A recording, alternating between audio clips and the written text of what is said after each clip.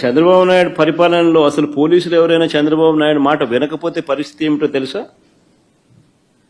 DG స్థాయిలో ఉన్న అధికారులు సైతం జైళ్ల పాలు. పిఎస్ఆర్ ఆంజనేయులు జైల్, దళిత వర్గానికి చెందిన డీజీ స్థాయి అధికారి సునీల్ కుమార్ అరెస్టెడ్, మరో additional DG Sanjay arrested, DIG Vishal Gunni arrested, case booked. BC వర్గానికి చెందిన ఐజీ కాంతిలాల్ రాణా కేసెస్, ఇంకా తదితరులు ఎంతో మంది సస్పెండెడ్, హెరాస్డ్, అరెస్టెడ్ కేటగిరీలో.